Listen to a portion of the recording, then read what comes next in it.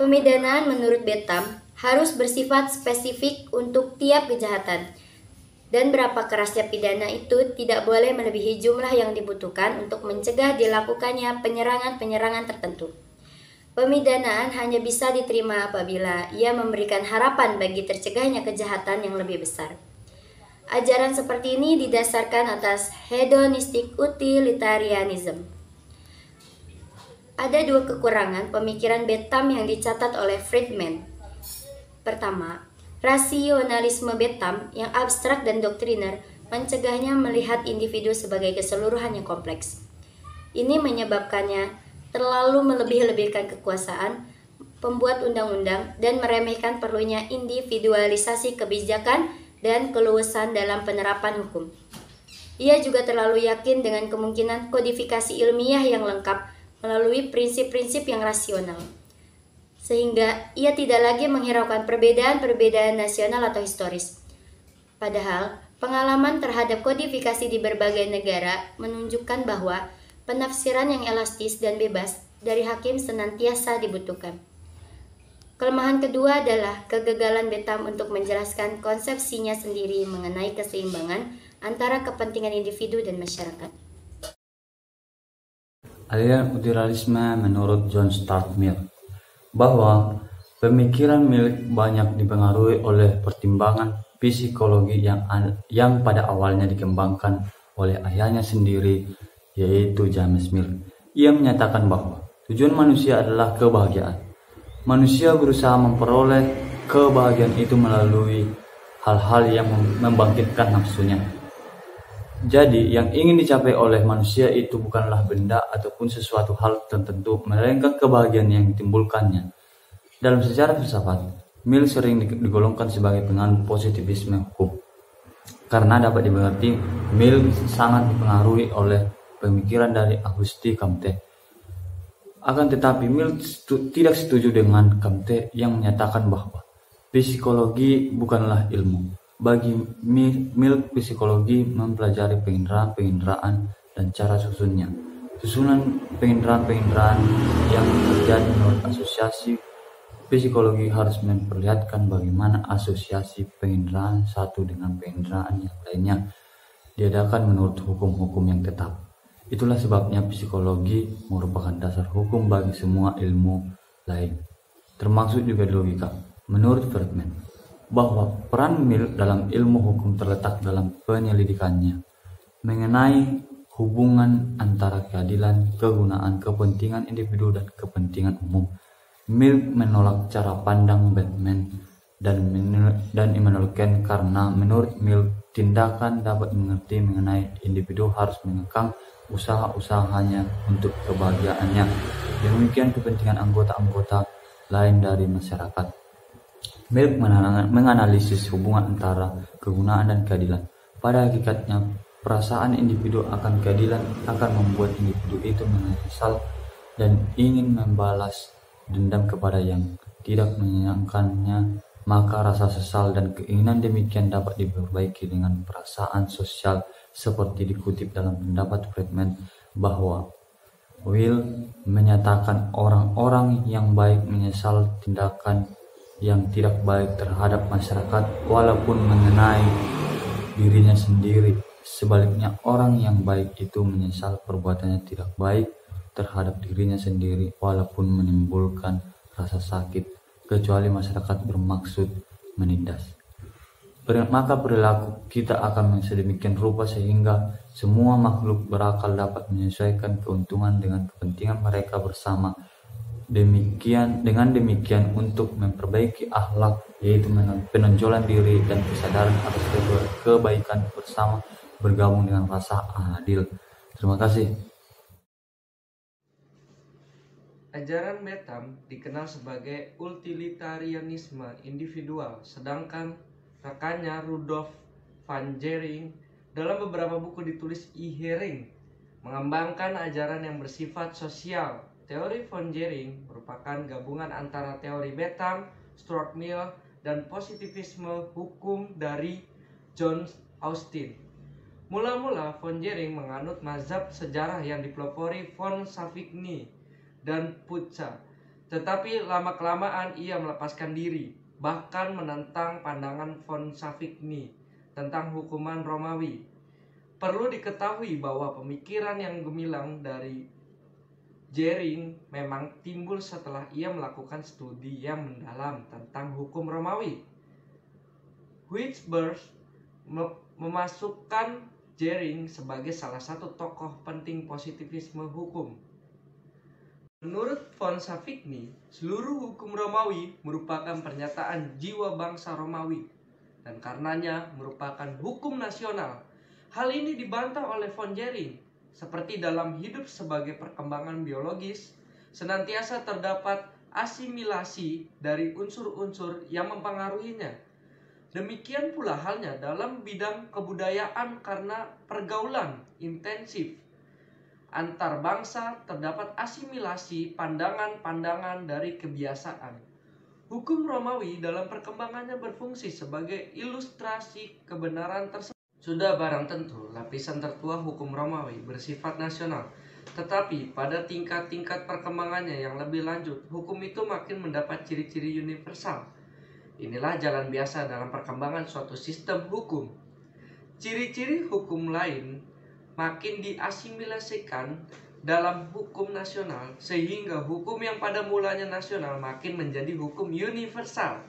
Dengan mengetengahkan gagasan ini, von Jering mendukung pandangan von Savigny bahwa hukum Romawi dapat digunakan sebagai dasar hukum nasional Jerman, tetapi alasannya berlainan.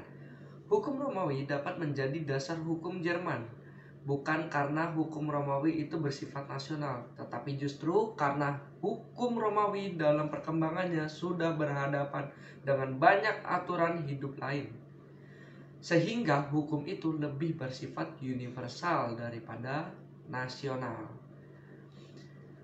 Pertimbangan ini diperkuat oleh pandangan von Jering mengenai timbulnya hukum. Menurut von Jering, mengenai timbulnya hukum timbul dari jiwa bangsa secara spontan. Tetapi menurut von Jering, hal ini tidak dapat dibenarkan. Bagi Jering, tujuan hukum adalah untuk melindungi kepentingan-kepentingan.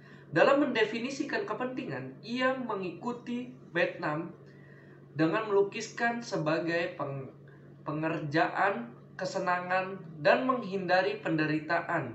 Tetapi kepentingan individu dijadikan sebagai bagian dari tujuan sosial dengan menghubungkan tujuan pribadi seorang dengan kepentingan orang lain.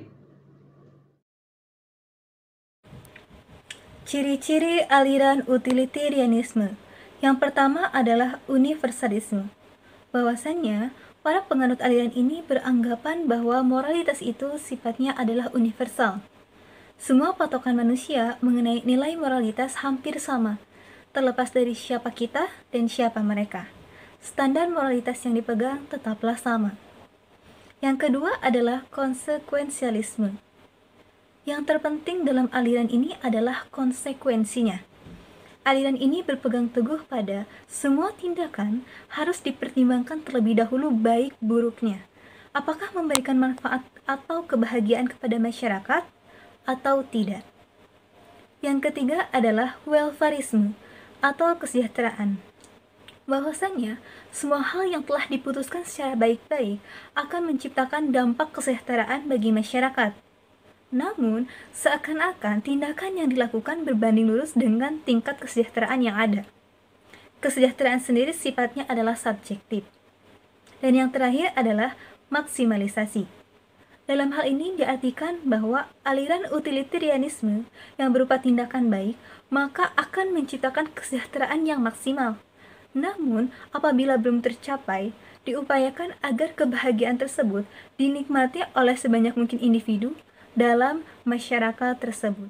Salah satu contoh produk hukum di Indonesia ditinjau dalam perspektif aliran utilitarianisme, yaitu Undang-Undang Nomor 44 Tahun 2008 tentang pornografi.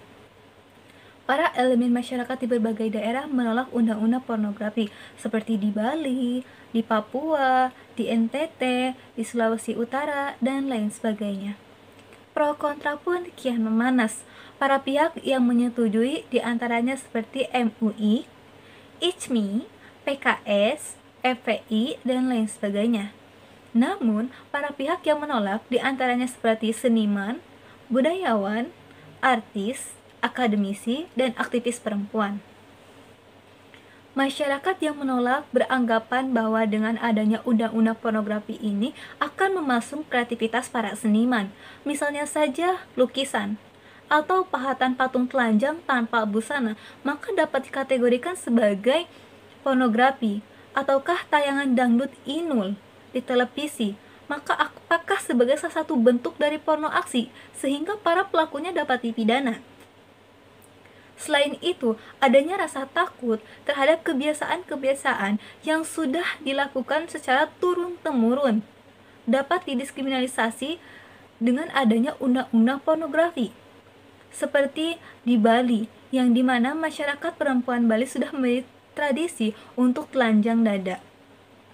Dengan demikian, dengan adanya undang-undang pornografi ini tidaklah memberikan manfaat dan tidaklah efektif, karena tidak memenuhi unsur-unsur sosiologis, di mana hal ini terlihat dari masih banyaknya pertentangan dan argumen dari kalangan masyarakat. Selain itu juga tidak memperhatikan keanekaragaman dari warisan budaya di Indonesia. Jika ditinjau dalam perspektif aliran utilitarianisme, bahwasannya tujuan hukum itu adalah memberikan manfaat yang sebanyak-banyaknya kepada masyarakat. Manfaat di sini diartikan sebagai kebahagiaan. Sehingga penilaian baik, buruk, adil atau tidak adilnya suatu hukum harus dilihat apakah tujuan hukum itu memberikan kemanfaatan atau tidak bagi masyarakat. Dengan demikian, dalam penyusunan produk hukum atau peraturan perundang-undangan harus dilihatlah terlebih dahulu tujuan dari hukum itu sendiri. Apakah memberikan manfaat kebahagiaan kepada masyarakat atau tidak? Sekian. Kelebihan dan kelemahan utilitarianisme. Kelebihan utilitarianisme. Sebagai teori etika normatif, utilitarianisme bersifat kritis. Mengapa? Karena utilitarianisme menolak untuk taat terhadap norma atau peraturan yang berlaku. Sebaliknya menuntut pertanggungjawaban mengapa sesuatu itu tidak boleh atau diwajibkan. Kelebihan yang kedua, utilitarianisme itu bersifat universal. Artinya utilitarianisme memperhatikan kepentingan atau keuntungan umum dan bukan hanya kepentingan atau keuntungan pribadi si pelaku moral sebagaimana dikemukakan oleh egoisme etis. Kelebihan yang ketiga yaitu utilitarianisme itu bersifat rasional. Mengapa? Karena menuntut agar peraturan-peraturan yang ada untuk dipertanggungjawabkan berdasarkan manfaatnya bagi masyarakat banyak, dan apabila tidak demikian maka sebaiknya peraturan itu dilepaskan saja. Kelemahan utilitarianisme. Yang pertama, kesulitan untuk menentukan nilai suatu akibat. Yang kedua, bertentangan dengan prinsip keadilan. Yang ketiga, secara lebih luas, utilitarianisme ini dapat mendorong terjadinya tindakan diskriminatif terhadap kaum minoritas. Lalu, apa kaitannya penjelasan teori utilitarianisme dengan perkembangan multimedia di Indonesia? Yang pertama, kaitannya yaitu terletak pada keyakinan bahwa hukum itu harus dibuat secara utilitaristik. Tujuan hukum bukan hanya untuk kepentingan, bukan hanya untuk kepastian hukum dan keadilan, tetapi akan tetapi ditujukan untuk memberikan manfaat bagi masyarakat banyak. Yang kedua, bahwa dalam menjalankan tujuan hukum tersebut seperti yang telah dirumuskan, peranan hukum multimedia yang dihasilkan seberapa bisa memberikan ruang untuk masyarakat, untuk banyak orang dalam mengejar kebahagiaannya. Undang-undang hak cipta, undang-undang ITE, dan undang-undang merek juga dapat dilihat dari kacamata teori utilitarianisme ini. ala Bentham, yakni berupaya memberikan gambaran untuk hukum, bahwa hukum itu bisa memberikan manfaat bagi banyak orang. Selanjutnya, jadi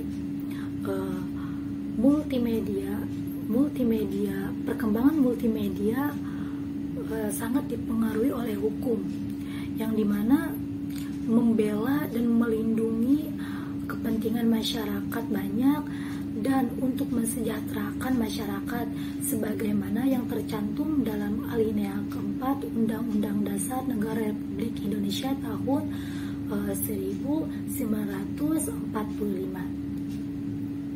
Jadi dapat disimpulkan bahwa sampai saat ini terjadinya keselarasan antara teori utilitarianisme dengan perkembangan multimedia di Indonesia. Sekian presentasinya, mohon maaf apabila ada kesalahan. Wassalamualaikum warahmatullahi wabarakatuh.